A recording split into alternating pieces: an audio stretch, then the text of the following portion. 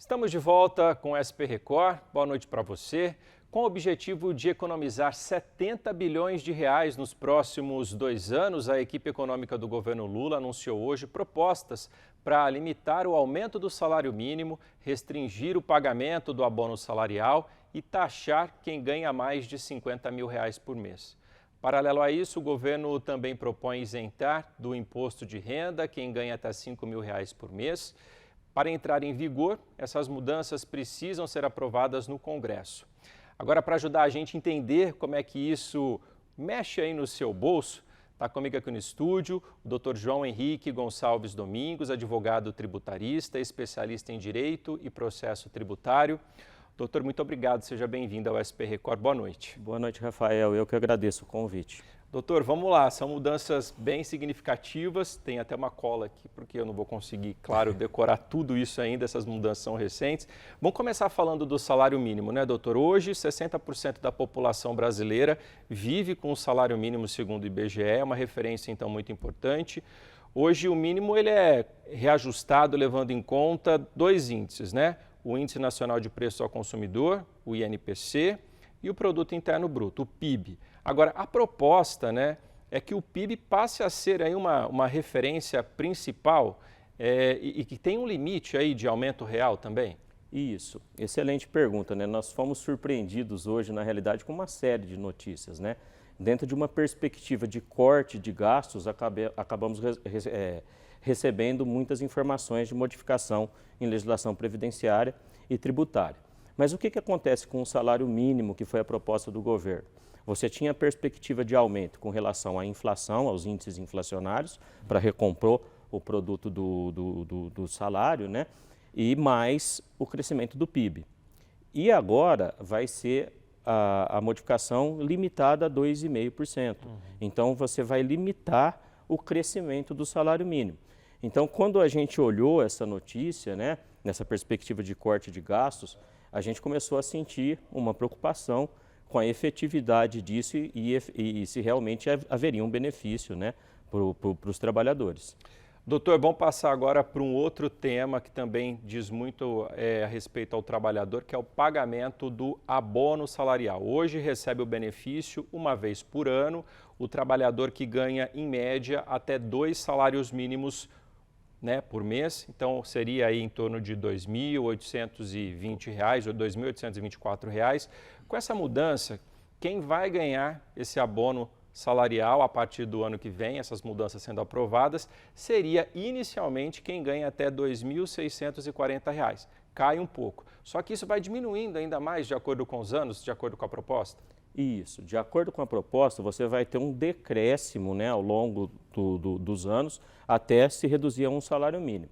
Lembrando, né, que a gente está falando de corte de gastos e corte de gastos, para o telespectador entender, quando a gente tem a nossa casa, eu tenho, por exemplo, uma televisão a cabo, ou eu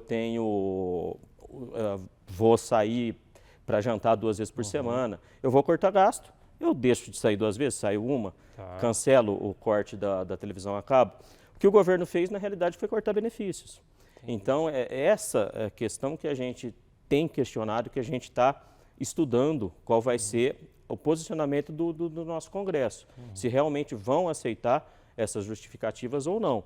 Porque sobre essa roupagem, né, de corte, na realidade, estão cortando benefícios. Perfeito. E tanto, né, que, estou adiantando aqui, a conversa foi que foi uma jogada política, né, com os outros temas que a gente vai tratar. Pois é, agora tem um outro tema aqui, doutor, que é com relação ao imposto de renda, né? Pessoa física, quem ganha até R$ 5 mil por mês, estarão isentas dessa declaração. Isso tem impacto aí direto, segundo o governo, com 30 milhões de brasileiros. Bom, isso significa que, se aprovada essa medida, quem ganha até R$ 5 mil por mês não vai precisar fazer a declaração? Depende. Essa foi a grande confusão, né? Porque diante de um programa de corte de gastos, se fez um aumento de gastos. Quando você muda a tabela do imposto sobre a renda, você muda o corte de gastos. Mas sim e não. Quando você vai ter um rendimento até R$ 5.000, você não vai precisar oferecer esse rendimento à tributação. Lembrando que a tabela é progressiva, então não significa que de 5.000 você vai ter uma economia de 27,5% de tributo, porque você tem uma regra de progressividade. Mas existem outros critérios para você oferecer e apresentar a declaração de imposto de renda, como, por exemplo, ter imóvel, ter aplicações financeiras, mas se for unicamente o critério rendimento, sim, eu não vou precisar apresentar a declaração. Bom, o senhor falou aí que aí agora cortando essa arrecadação do imposto de renda para quem ganha até 5.000, vai ter que compensar isso de alguma maneira, né? O governo propõe que para compensar essas perdas, né, com a isenção do imposto de renda, que vão perder aí cerca de 35 bilhões de reais, segundo o levantamento do próprio Ministério da Fazenda, o governo pretende taxar em 10% quem ganha acima de R$ 50.000 por mês. Isso. Qual é a proposta É muito incipiente, né? Porque a gente ainda não tem o texto escrito, né? Mas o que se vê da proposta do governo é isso.